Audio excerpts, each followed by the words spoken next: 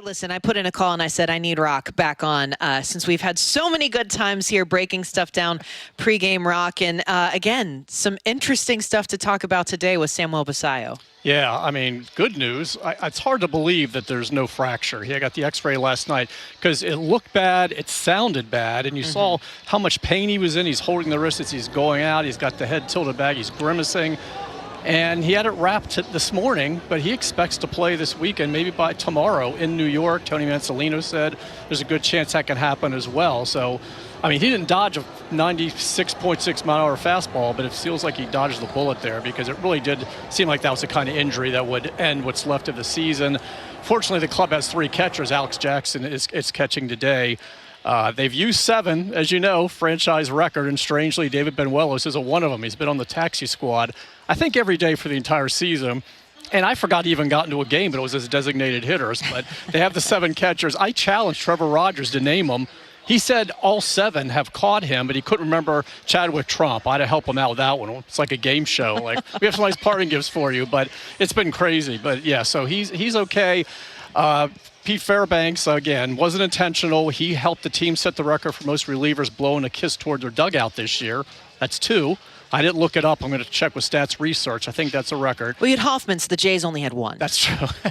And, I mean, there's, the Lego reference. You had a bunch of sports writers trying to figure out, is that a compliment or is it an insult? And as you said, it's a hobby. That's like, how do you spell Lego? Is it uppercase? Is it 2 G's? I don't know. So we were doing all this research. I played with my granddaughter, but it's more like, let's put the piggy over here. I'm thinking it's different in the major leagues. It's expensive, as, again, we are a Lego household, and I know when someone has made a visit to the Lego store. And Trevor Rogers can attest to that as well. His wife has yelled at him a few times. Can I send my granddaughter over? Yes, you can. If she's a fan of 10,000-piece sets, sure. Yeah, we'll have her for a month. It'll be easy.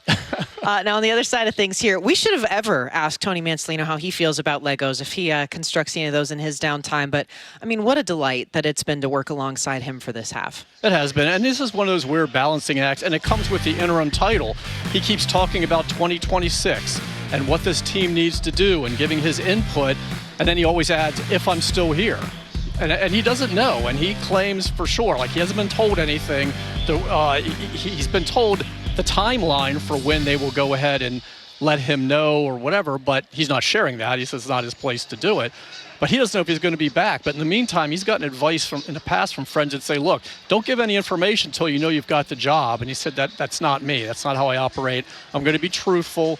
I'm going to give my input, and maybe they don't want to hear some of it, whatever, but I'm going to let them know, and then we'll just see what happens. But he doesn't feel like he should be like, well, I'm not going to give you any information on how to get better if I'm not the guy. He's going to do that anyway. He's not sure.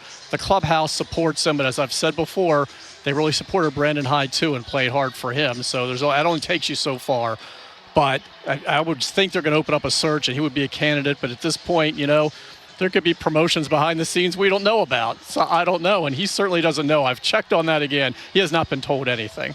And if someone could be more beloved than Mansolino, we got to talk about Jim Hinneman here. I mean, so deserved to have the press box named after him. And things will look different next year. And you hope that name just kind of moves a little bit down the line there. It will. And that's a key point, is it's only moving a little bit down the line. I'm not curled up in a ball over this. I know a lot of people are getting, I'm sentimental. I get it. But the stadium's not being demolished. They're just moving the press box. But there are a ton of memories there. And Melanie, it's like it's your second home and it's your second family. Absolutely. With all the people you've been around. And we've all talked about it as a group, especially those of us that have been around a really long time. It's like we've had births and we've had deaths and we've had promotions and we've seen people get fired and we've had just everything that can happen imaginable in that press box. And, of course, I start jotting down myself, Cal's 21-30, 21-31, and him ending the streak voluntarily, and me having a plate of food to get ready to eat at my laptop and hearing PR say, we have a lineup change. And I just dumped it in the trash, and you're like, here we go. And we all reach for the landline. Do you need me to explain what a landline is? We can talk off the air. Listen, I grew up I still have landlines memorized in my head, okay? Okay, good. And, his last game and the 30-3 loss, no fans, the Delman double, which is absolutely the loudest moment ever in this ballpark. Not the most prolonged ovation. That was Cal. But this place shook with Delman's double. Yeah. Ken Rosenthal's laptop getting wiped out by Ripken, who was not a big fan of Kenny. And now after a while, they would do those press box tours, and the guys started exaggerating it. It was almost like Babe Ruth calling a shot. Cal turned around, pointed, and destroyed the laptop. It wasn't quite that way, but it was pretty funny. And afterward, someone told Cal what he did, and he just said, cool. And meanwhile, I gave Kenny my laptop for him to finish his column in the middle of the game to write a whole new one, which is impressive. And again, we lost Henny. We lost Monica Barlow, the PR director, in 2014, stage 4 lung cancer, never smoked a day in her life. There's a plaque for her as well. Press box, she would have loved this. It's going to have windows. Who knew there are windows that open and close? So they can have heat and air conditioning now. Took 34 years. They were able to do that. Orioles having that great Bring Your Kids and Grandkids Day here. I was able to have wife, daughter, granddaughter here, which will lead me to September 20th in 2000. Cesar Valdez gets the last out for a save in a 2-1 game.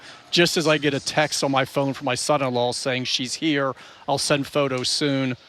And I texted, Orioles win 2-1, and I just became a grandfather. And so I don't go all Dick Vermeil on you. I'm just going to end the segment right here and not get too emotional.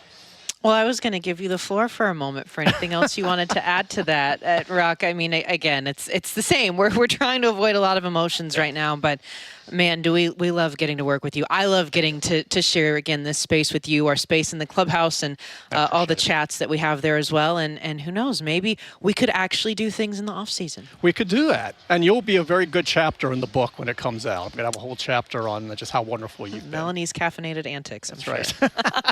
All right, Roch, we love it. Hi to Mama Kubatko as well. We know these segments are always for her first and foremost, but thanks for breaking it all down. Thank you. Hopefully she's not watching the Hallmark Channel. There's some early Christmas movie or something.